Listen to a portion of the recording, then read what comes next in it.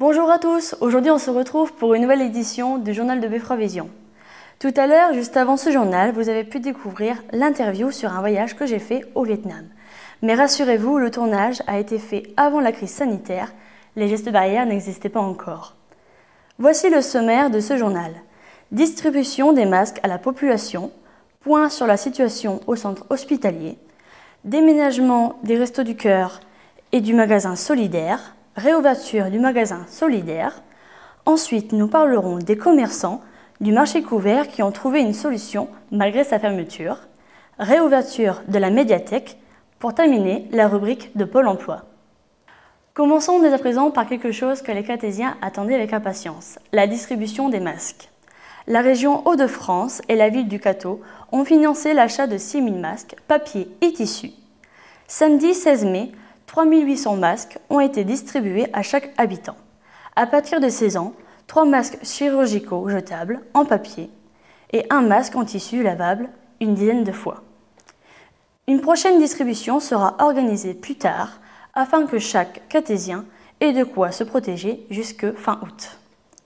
Lors de cette distribution, Xavier Bertrand, président de la région, était venu en personne au Cateau réaffirmer l'importance des gestes barrières et du port du masque.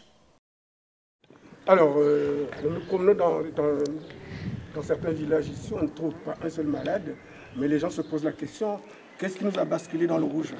Parce qu'on est l'une des régions qui a été les plus durement touchées, avec Grand Est, Bourgogne-Franche-Comté et l'Île-de-France. Il faut se rappeler aussi que c'est la première région qui a été touchée, qui a un cluster dans l'Oise et qui a 2 départements dans la région, l'Oise et l'Aisne. L'Aisne, c'est pas si loin que ça, moi je sais, j'y habite, qui sont avec les endroits où le virus circule encore le plus. Donc il faut continuer à faire attention. On n'a qu'une envie, bien évidemment. C'est à la fois de rebasculer en vert et puis surtout que l'Organisation mondiale de la santé nous dise que ce satané virus est derrière nous, mais ce n'est pas encore le cas. Donc il faut continuer à faire attention et même si on a envie que la vie reprenne, c'est se protéger, se laver les mains régulièrement, les distances d'1 mètre et puis également porter des masques. Alors, on revient sur l'apport de la région par rapport à la distribution des masques. Qu'est-ce que la région a fourni? La région a acheté 6 millions de masques en tissu qu'elle va mettre à disposition des habitants. Et elle a aussi mis à disposition, en plus, 10 millions de masques chirurgicaux, qui seront gratuits également. Pourquoi? Tout simplement parce que il y a des adolescents, c'est plutôt le masque chirurgical qui est adapté, ils ont un plus petit visage. Et là, les masques chirurgicaux, on peut les adapter derrière les oreilles avec des petits élastiques, c'est du système D, mais c'est mieux. Il y a 25 à 30% des gens qui préfèrent le masque chirurgical au masque en tissu. Parfois quand on porte des lunettes et aussi quand on est barbu ou pour certains c'est trop chaud. Moi j'ai voulu qu'on donne le choix. Alors ça complique un petit peu la distribution mais au moins ça donne le choix. Et quand les gens ont le choix, quand ils prennent les masques qui les arrangent le plus, qui les intéressent le plus, eh bien, ils les portent plus facilement. D'autre part, il faut rappeler que pour le conseil scientifique, les enfants de moins de 6 ans, eux, ne portent pas de masque. Ils ne savent pas les porter et donc il n'y a pas de masque. Donc vous voyez, 6 millions d'habitants, on a de quoi couvrir. La seule chose, c'est qu'on est rentré dans une entreprise gigantesque. Livrer 13 millions, 16 à terme de masques dans 3 800 communes pour 6 millions d'habitants, ça ne se fait pas d'un claquement de doigts. Donc heureusement qu'on a le concours des intercommunalités, des communautés de communes, des mairies, et je remercie Serge et son équipe de nous permettre cette distribution, parce qu'autrement, on ne saurait pas faire. On saurait pas faire. Il n'y a aucune région qui s'est jamais lancée dans une opération comme celle-ci. Moi, je n'ai pas les communes qui nous aident pour passer le message à la population, pour organiser la distribution. On ne sait pas faire. Mais seulement, c'est toujours pareil, quand tout le monde s'y met, ensemble, on réussit à aider les gens. Parce que notre idée, elle est très simple. Aider, protéger les gens. Là, je vois ici au Cateau, on a discuté avec des gens qui n'ont toujours pas de masque. Ils disent, c'est compliqué de s'en procurer. Il faut aller sur Internet, on n'est pas forcément à l'aise. Puis il y en a d'autres qui disent, mais on en trouve. Mais à 12 € le masque, mais c'est de la folie. Donc c'est pour ça que ce que l'on fait là aujourd'hui, ça permet de dépanner les gens, de les aider pour commencer. Et puis c'est aussi, en termes de pouvoir d'achat, c'est des masques gratuits qui sont mis à disposition. Et c'est important. Déjà, éviter la deuxième vague, ça veut dire continuer à faire attention. On a tous envie que la vie reprenne. On est un week-end où on a envie de retrouver les amis, de retrouver la famille, barbecue, tout ça. Il faut quand même qu'on continue à faire attention.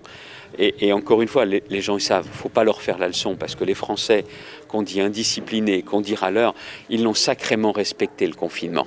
Et c'est comme ça que cette épidémie, elle a ralenti. Mais s'il y avait effectivement une deuxième vague, moi je suis en train de regarder pour qu'on ait des stocks. Ce n'est pas normalement à nous de le faire. Normalement, c'est à l'État de le faire. Mais en attendant, on ne va pas se poser les questions de qui fait quoi. Moi, je préfère faire.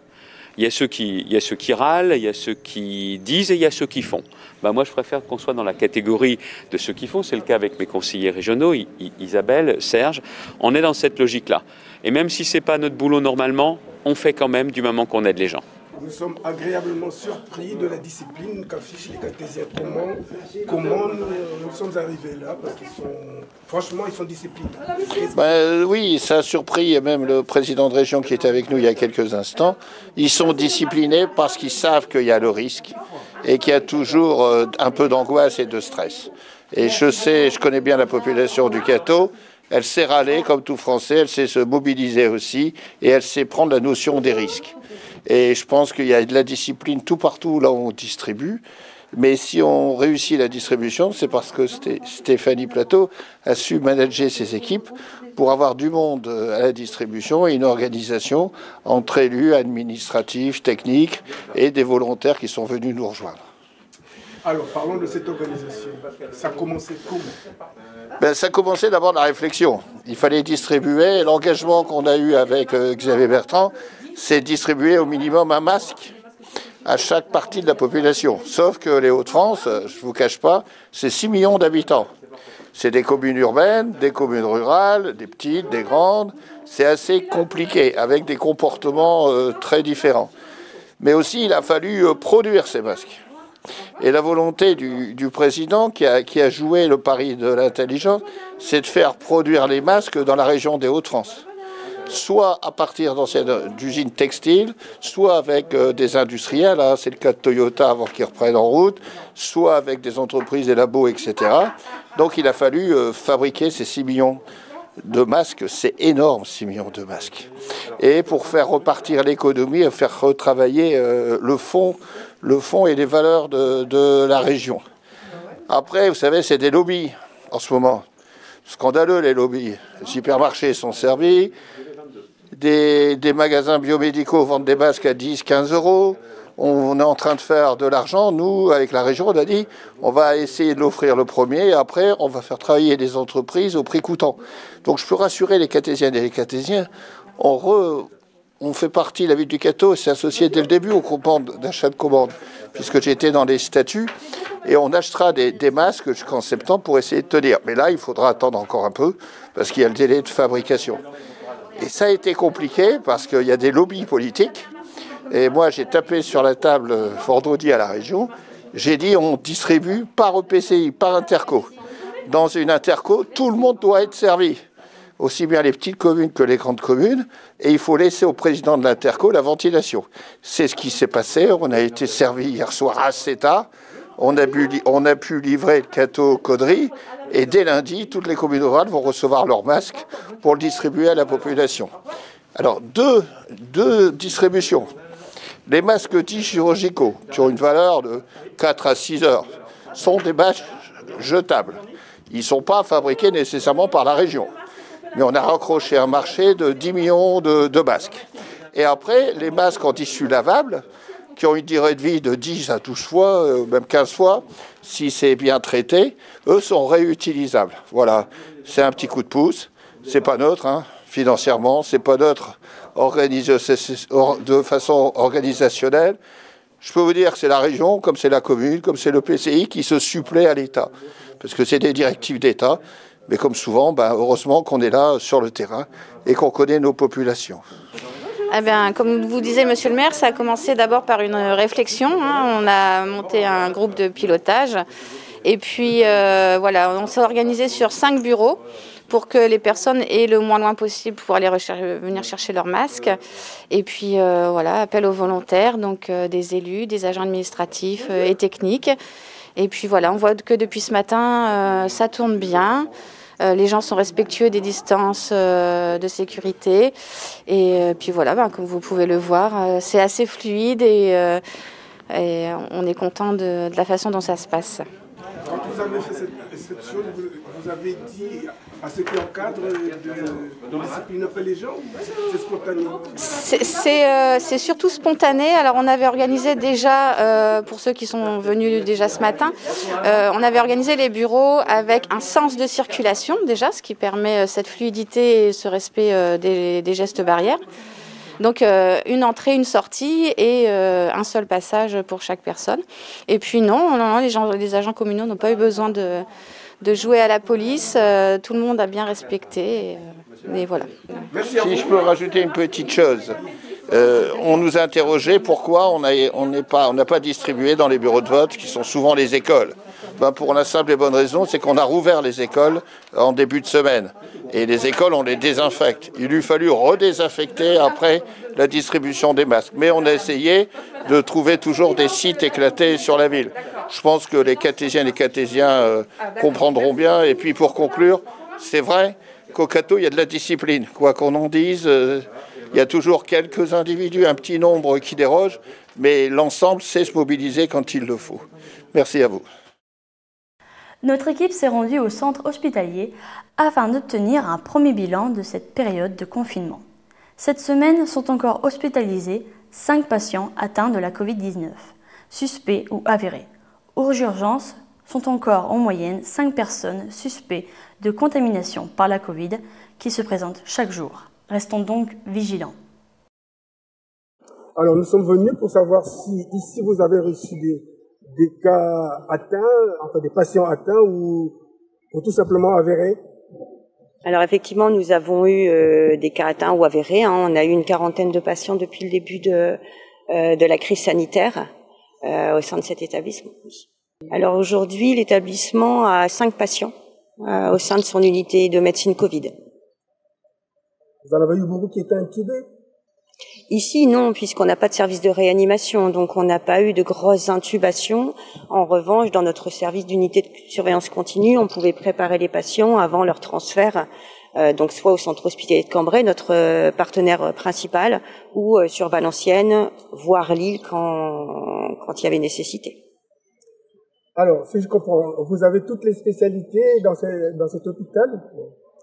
Alors, on a de nombreuses spécialités effectivement au sein de cet hôpital et pour les spécialités que nous n'avons pas, les patients sont envoyés sur Cambrai dans notre zone de proximité et pour celles qui ne sont pas au sein de Cambrai, elles sont envoyées sur Valenciennes.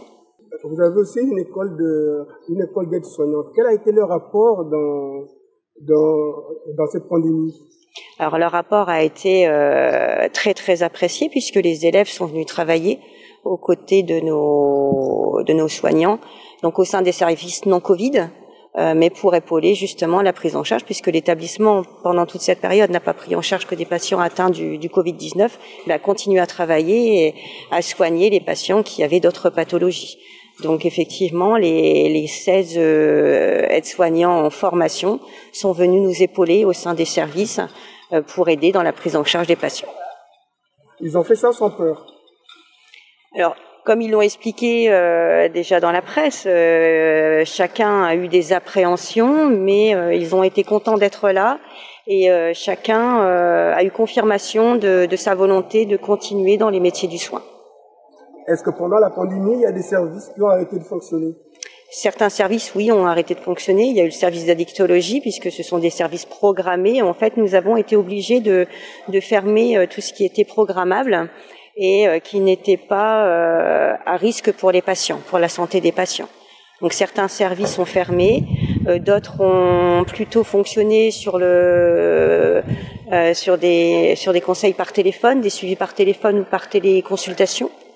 Et là, l'ensemble des services réouvre partiellement, c'est-à-dire que nous demandons à chaque patient de leur état de santé, etc., comment ils sont, on revoit la pathologie, on revoit les ordonnances et on les fait revenir si l'état de santé le nécessite. Bon, est-ce qu'à ce jour, il y a encore des gens qui viennent pour se faire dépister? Alors, pas d'office, puisque les personnes, normalement, doivent, pour se faire dépister, appeler leur médecin traitant ou le 15, et c'est plutôt le médecin traitant qui les envoie se faire dépister. En revanche, quand on a des urgences qui arrivent, effectivement, on peut faire le dépistage. S'il y a symptômes, on fait le dépistage ici. S'il y a symptômes, vous le gardez? Ça dépend des cas. Si c'est des petits symptômes, on les renvoie à domicile avec un suivi à domicile. Et s'il nécessite une hospitalisation, on le garde bien évidemment, oui. Qu'est-ce que vous avez ressenti dans cette pandémie? Un peu d'isolement, tout le monde était autour? Non, il a pas eu du tout d'isolement. Déjà au centre de notre pôle de santé, tout le monde y était soudé. Faut savoir, je pense que les cartésiens le savent très bien, que dans cette structure il y a au moins trois gros partenaires, qui c'est la radio, la clinique et l'hôpital, avec le labo aussi en extérieur. Donc c'était 4 entités séparées qui ont travaillé ensemble pour garantir la prise en charge. Et en fait, il y a eu vraiment les équipes étaient galvanisées, ils étaient soudés. On a travaillé comme si en fait on faisait partie de la même unité. Il y avait pas du tout de cette barrière entre les différentes entités.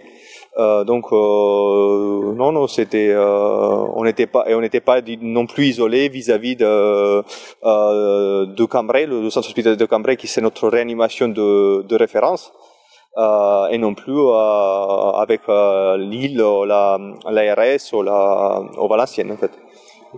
Alors, est-ce que vous trouvez que les gens qui viennent ici ont de la discipline, c'est-à-dire ils tiennent les barrières? Ça dépend. Il y a certains ils sont plus disciplinés, d'autres qui en ont moins.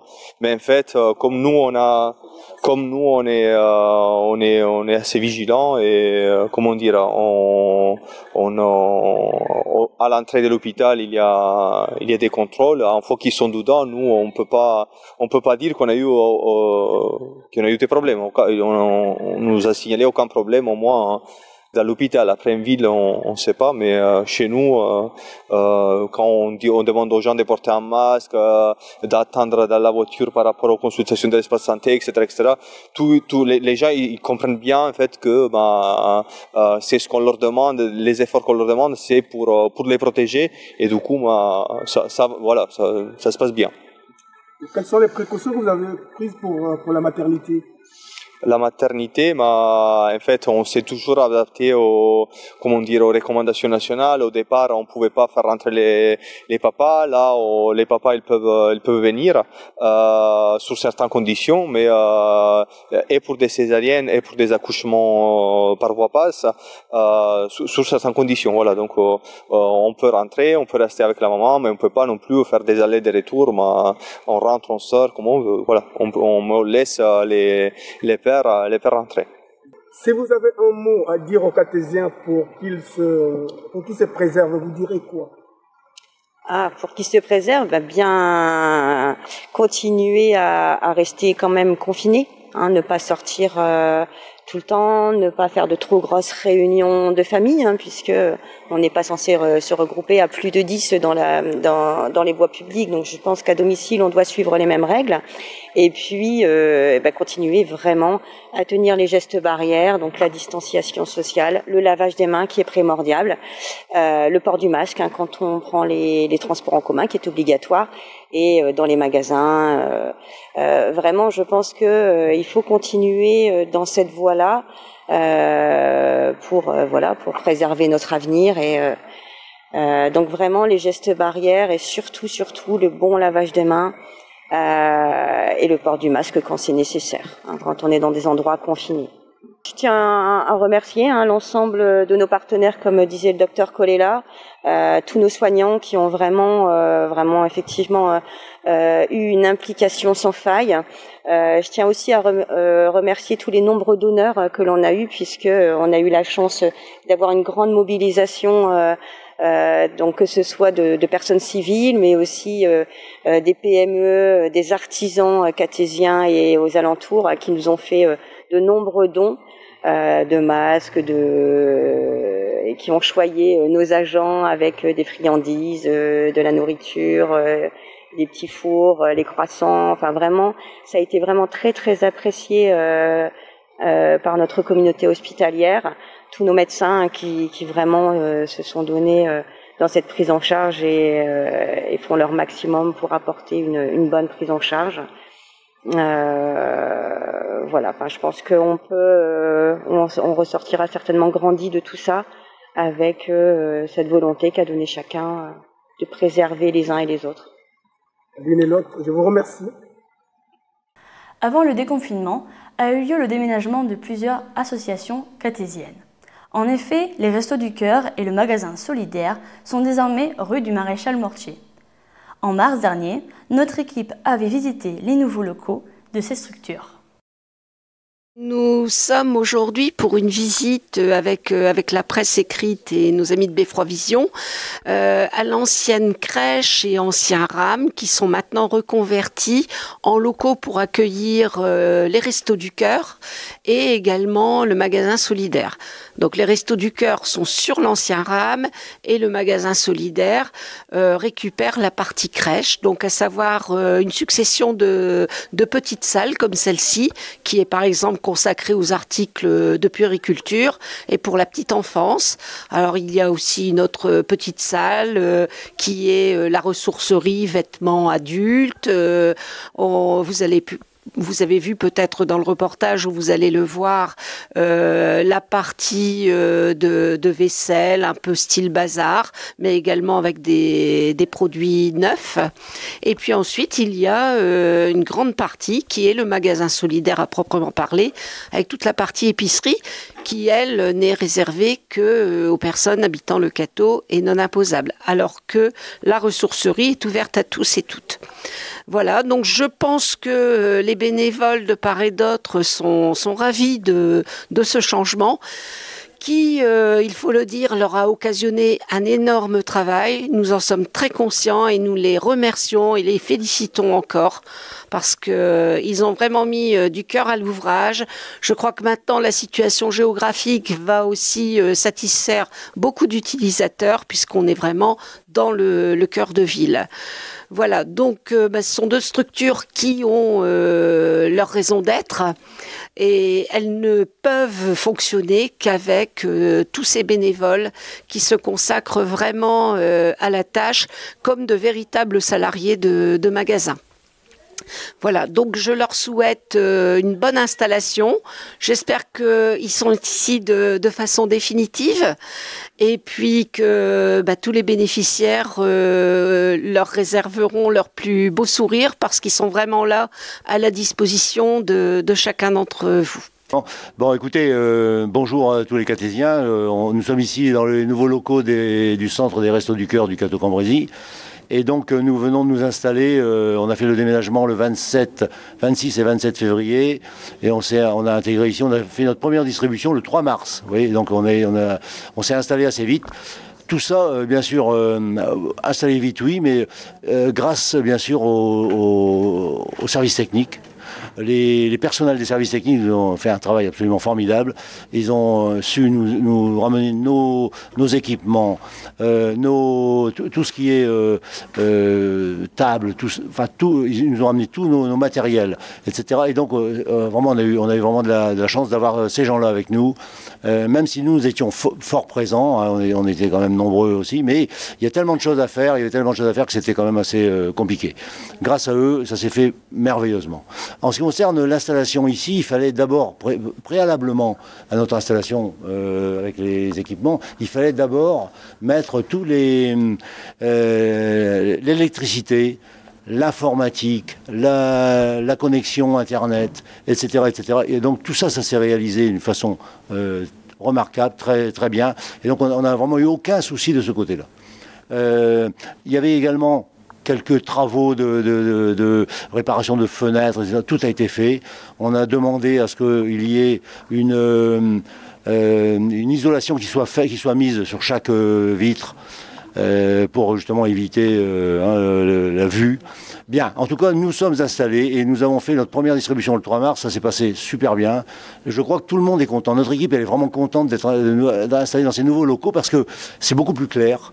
C'est beaucoup plus agréable, il y a de la couleur, et surtout, on est moins excentré que l'on ne l'était jusqu'alors aux Essarts. Voilà. Donc pour nous, c'est une réussite. C'est toujours un peu la même chose. Grosso modo, nous fonctionnons, la distribution se fait le mardi.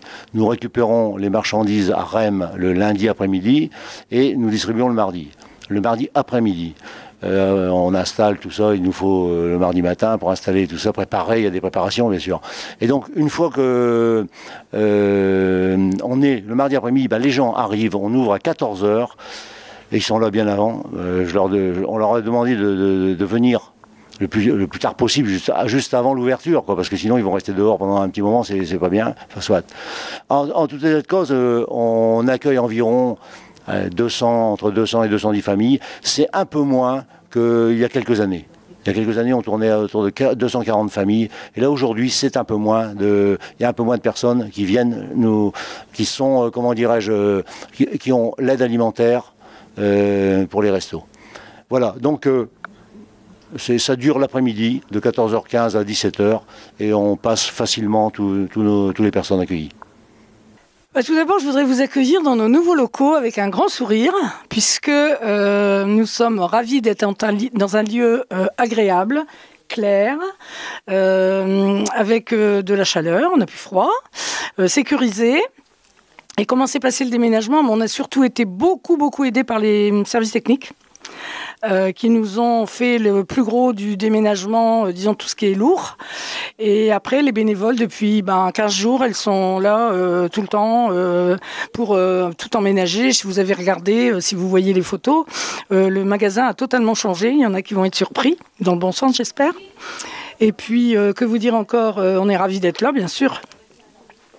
Alors donc, vous proposez les mêmes services qu'avant? Voilà, on propose... Vous améliorer les choses? Les choses sont améliorées déjà dans dans l'accueil, dans la façon d'avoir organisé les différentes pièces.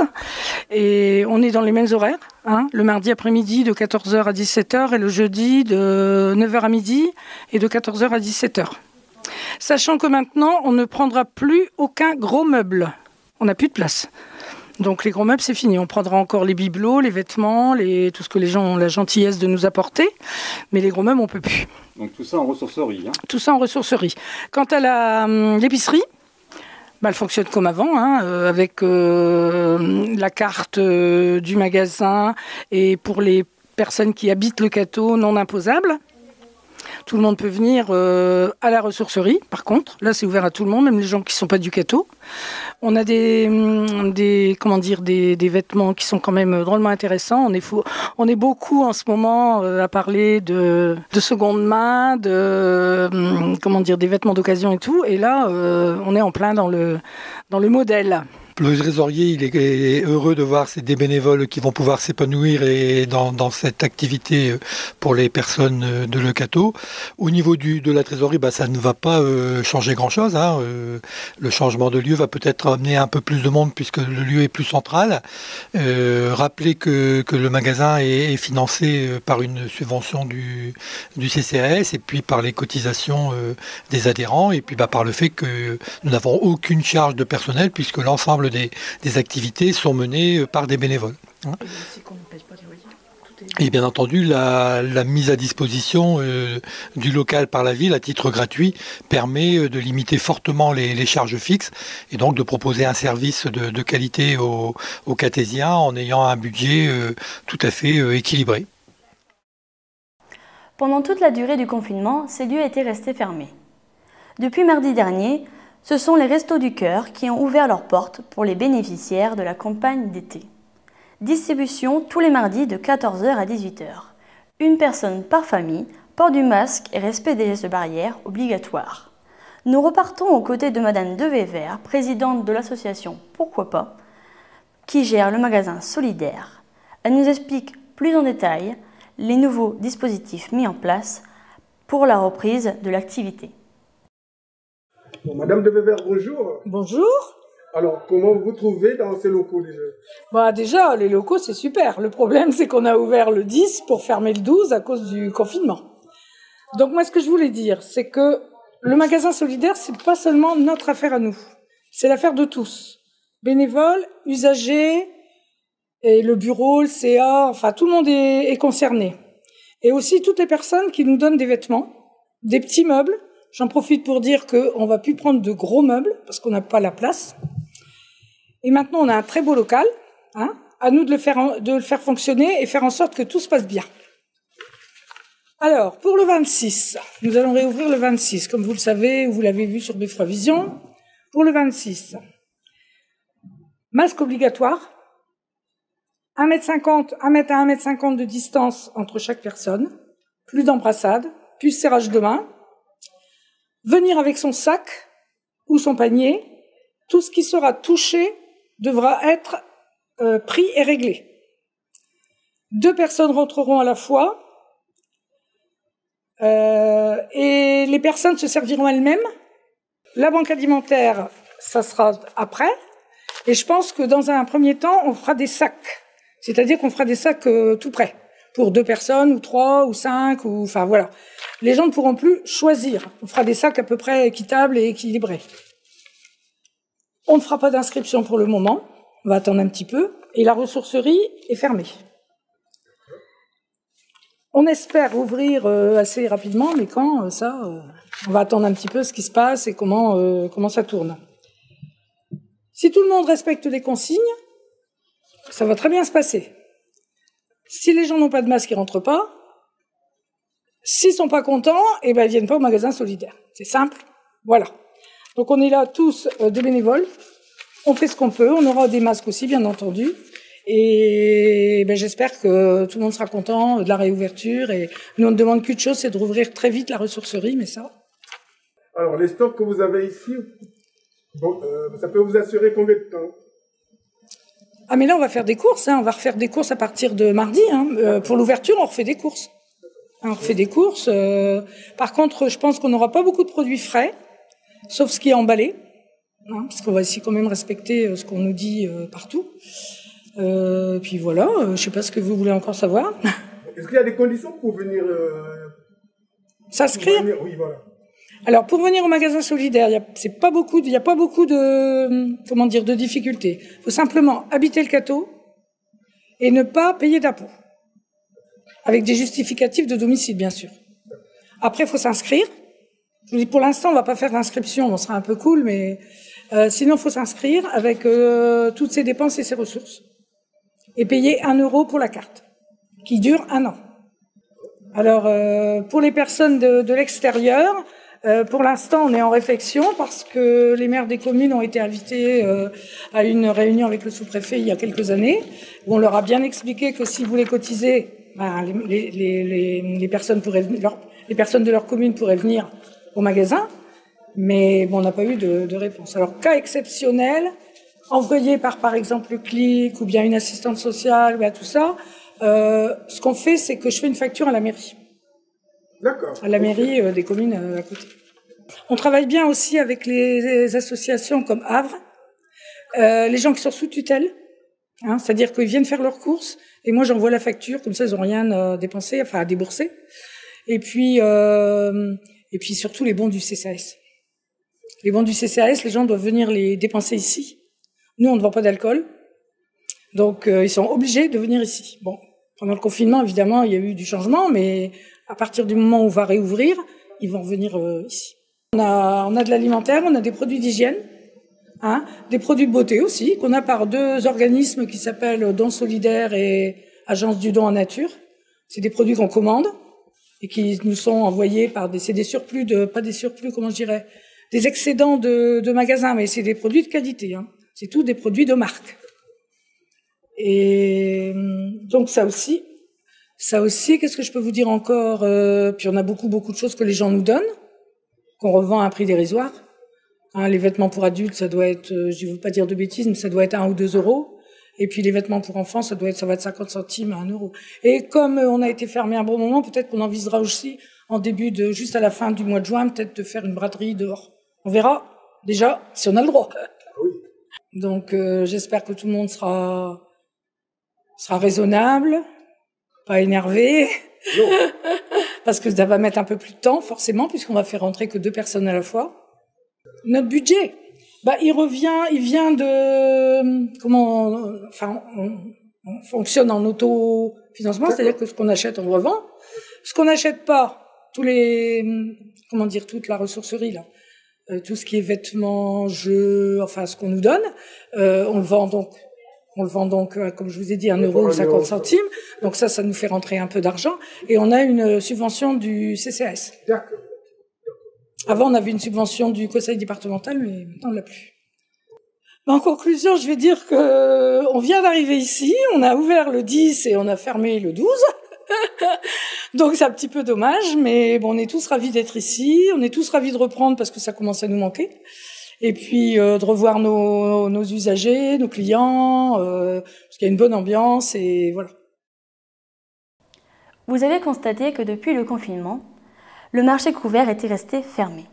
Malgré la situation, les commerçants ont pu poursuivre leur activité en s'installant là où on ne les attendait pas. Merci madame. De rien, merci, bonne journée. Bonjour. Bonjour les anciens et futurs clients. Nous voici arrivés à la pharmacie Clotilde de Le Cateau qui a eu la gentillesse de nous accueillir avec les problèmes de marché qui sont fermés, avec le Covid. On s'adapte comme on peut, mais on vous donne rendez-vous ici en attendant que notre marché rouvre. Comment vous avez vécu commercialement le Covid ? On ne l'a pas vécu, justement, on était en stand-by.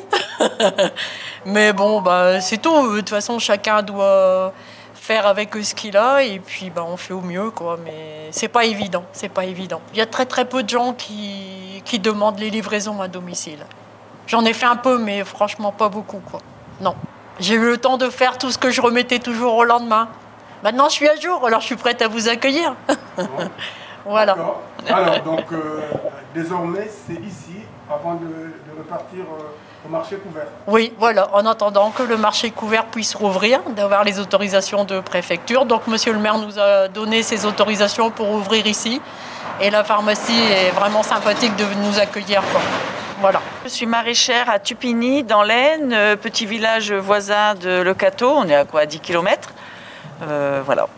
Je suis installée sur une surface de 3 hectares en maraîchage bio. Oui. Est-ce qu'habituellement vous venez au marché couvert ici ? Non. C'est exceptionnel. On m'a demandé de venir parce qu'il n'y avait pas de producteurs de légumes qui voulaient venir se relier aux 2 commerçants. D'accord. Est-ce que depuis ce matin, vous avez vu des gens passer ici ? Oui, ça déjà, c'est bien. Ouais. En une demi-heure, j'ai fait un peu de vente, je suis contente. Alors, puisque vous êtes productrice de tout ça, pendant le confinement, comment vous vous êtes arrangé ?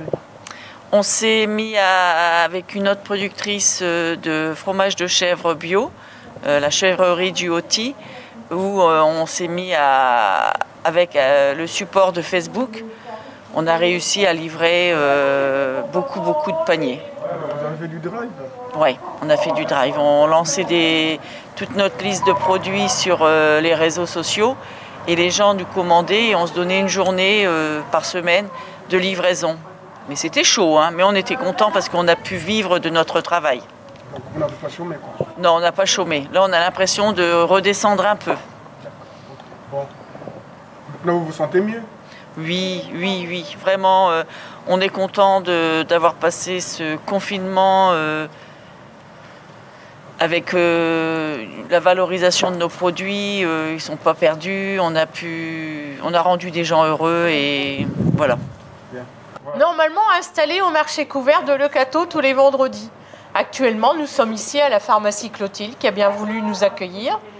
Voilà, on continue de vendre nos produits, tant bien que mal, parce que c'est quand même plus difficile. Et comment vous avez vécu ce confinement avec vos produits ? Difficile. Difficile, déjà un marché en moins, l'autre marché confiné, donc moins de clients. Ensuite, à la maison, très peu de monde. Maintenant, on fait du drive avec la Chambre d'agriculture et le Conseil général qui nous ont invités à faire du drive au collège Jean Rostand. Donc on a mis en route. Bon, on verra bien la suite. Hein. J'ai pas fait de livraison à domicile. Donc ça a été dur quand même?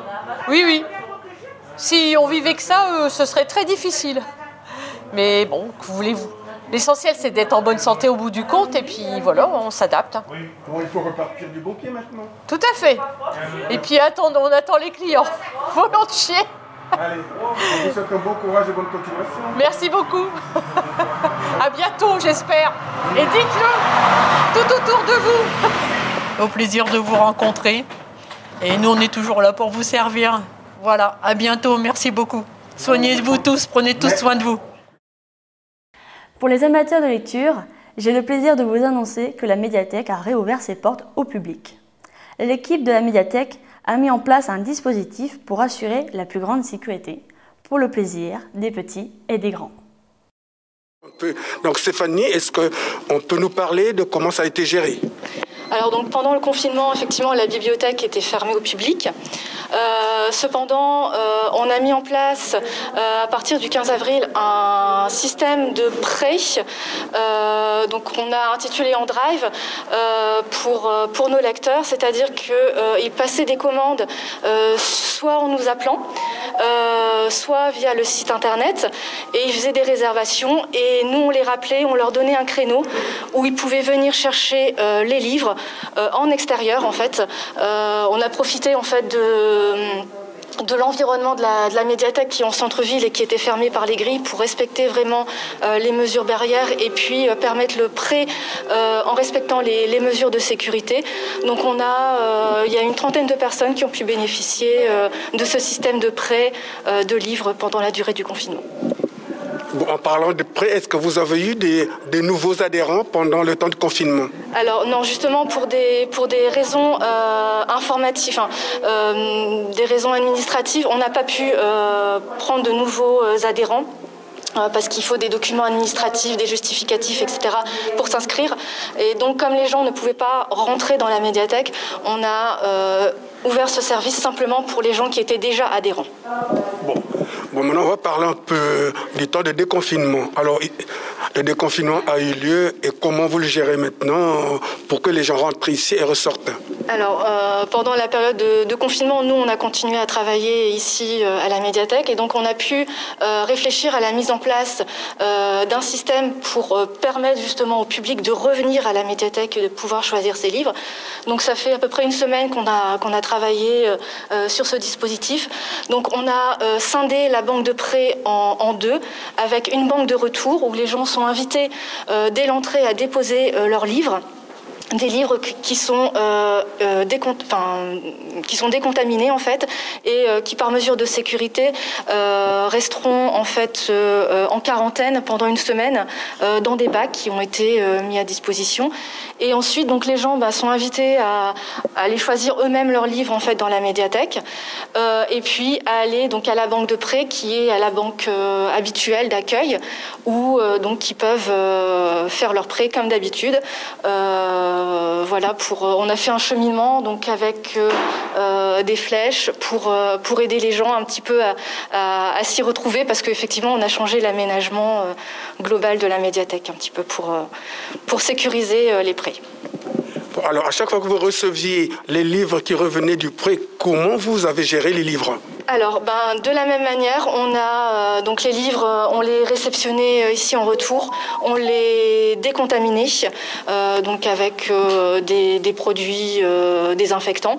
Les livres restaient pendant une semaine, donc sans être remis en rayon, et donc une semaine suivante ont été remis en rayon.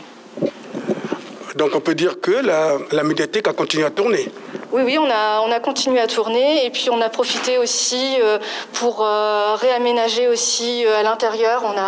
On a changé des étagères, on a fait un petit réaménagement, on a continué à essayer de proposer des nouvelles choses aussi à la médiathèque pour la réouverture justement. D'accord.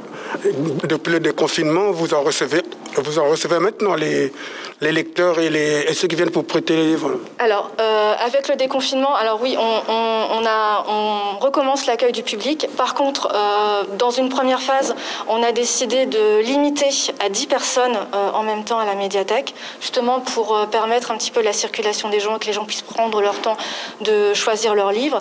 On ne fait plus d'accueil de groupe non plus. Donc on maintient le prêt de livres, le prêt de CD, de DVD. Par contre, pour des raisons de problèmes pour désinfecter les documents, on ne permet pas de consulter sur place tout ce qui est revu. De même, on a enlevé tous les jeux parce que c'est compliqué en fait à désinfecter par la suite. Donc pour l'instant, on a préféré les enlever de la salle. Par contre, pour le reste, les livres, les documents restent accessibles. De la même manière, on a aussi laissé un poste d'accès à Internet, un ordinateur de libre. Parce qu'on sait qu'il peut y avoir un besoin pour des démarches administratives de certaines personnes. Donc par contre, pareil, pour des questions d'hygiène et de sécurité, on limite à une seule personne. Ce sera sur réservation uniquement et pour 1 heure. Donc voilà, c'est un service qu'on a voulu maintenir aussi. Et de la même façon, l'accès au fonds local est également possible, idem, sur réservation et une seule personne à la fois. Est-ce que dans le public qui est venu ici, vous avez reçu des jeunes? Alors pour l'instant, on vient juste de réouvrir, donc pour l'instant, non, on n'a pas encore eu d'enfants qui sont venus. Par contre, on essaiera de leur faire respecter les mesures qui sont mises en place. À cet effet, pour les tout petits, on a aussi travailler en fait sur l'affichage, sur la signalétique, à travers des affiches qui ont été faites par les éditions Bayard autour d'une héroïne qui est bien connue des jeunes, c'est Mortel Adèle, et ils ont fait des affiches très humoristiques pour les enfants justement sur le respect, sur le port du masque, sur le respect des mesures barrières, le fait de laver les mains, etc. Donc ça, on en a profité pour les diffuser aussi, pour que le message passe mieux auprès des enfants. Je dirais simplement que moi, je voudrais saluer un petit peu, avec beaucoup de force, l'engagement de l'équipe de la bibliothèque. Je précise de toute l'équipe de la bibliothèque qui a su se réinventer, qui a su se remettre en question et puis faire en sorte que le service public continue. Et donc, pendant le confinement, et Stéphanie l'a bien souligné tout à l'heure, c'est vrai que le fait de proposer un prêt de livres sans contact a permis ce service public, parce que je pense que les gens, dans le confinement, avait aussi des moments à passer, pas toujours agréables, donc un bon livre, passer un bon moment de lecture. Voilà, donc l'objectif de ce prêt sans contact, c'était celui-là. Une, de conserver, de maintenir ce service public, et deux, de pouvoir offrir aux lecteurs qui avaient l'habitude de fréquenter les médiathèques, et même pour ceux qui n'avaient pas l'habitude d'y venir, de pouvoir emprunter des livres en toute sécurité, et de pouvoir en disposer chez eux pendant un certain temps, de façon à apprécier un bon bouquin. Ça permet de s'évader, ça permet de faire beaucoup de choses.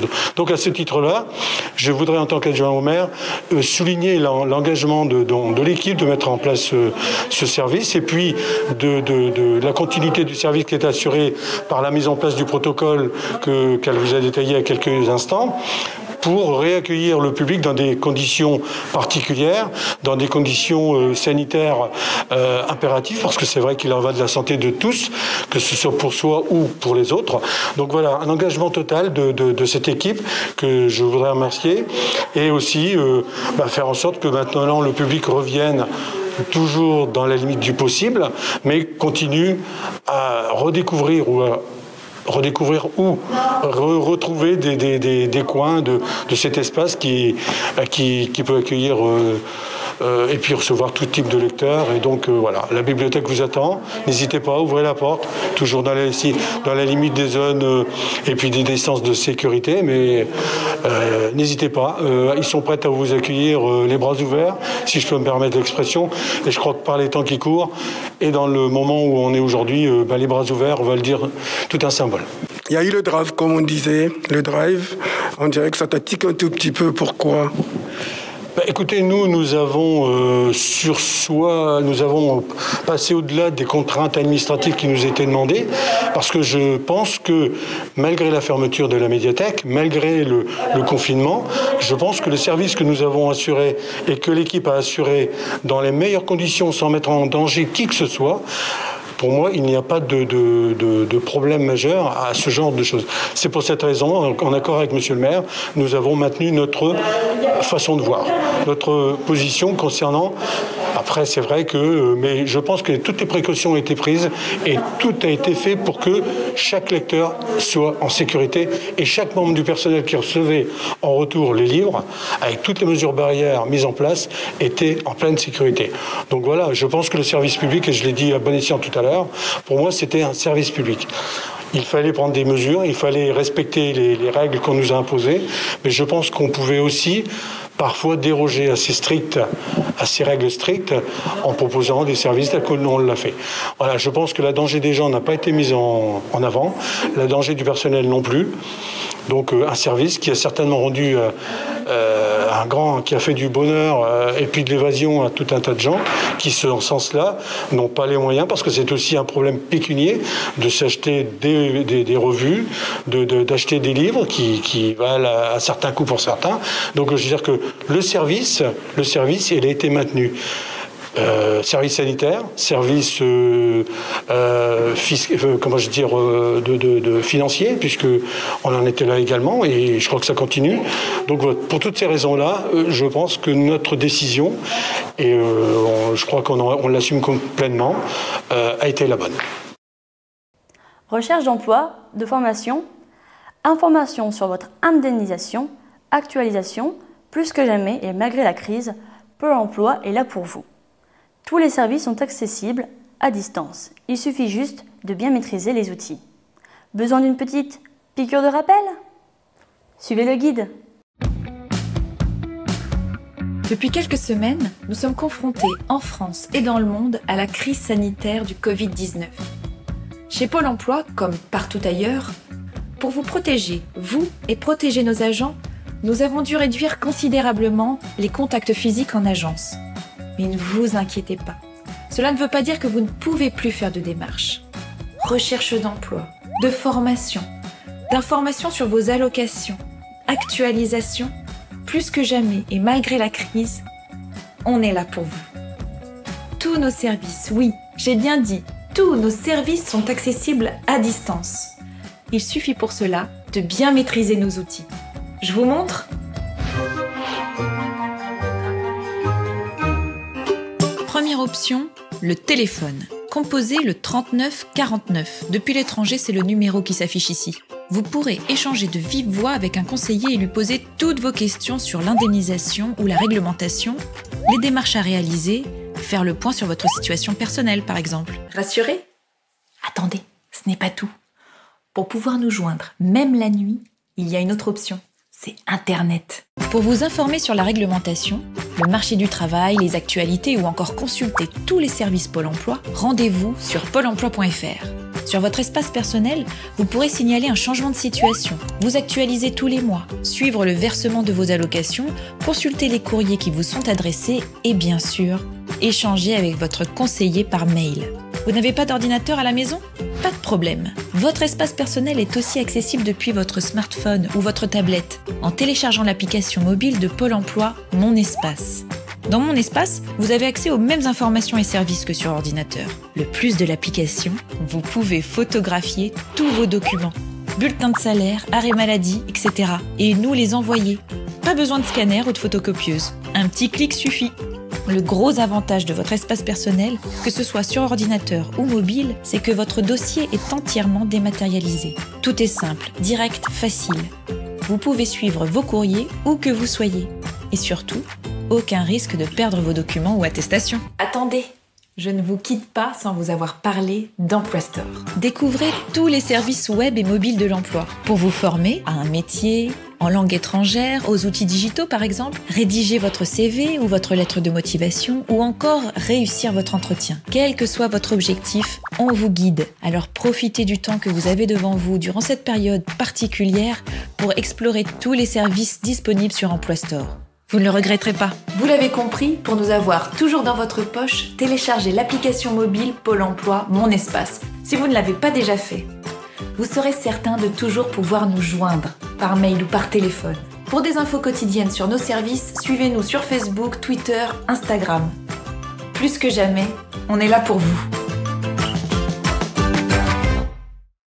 J'étais ravie de vous présenter cette nouvelle édition du journal de Beffroi Vision. Nous restons à vos côtés afin de vous informer et de vous accompagner tout au long de ce déconfinement. Nous vous souhaitons une très bonne journée et à très bientôt sur Beffroi Vision.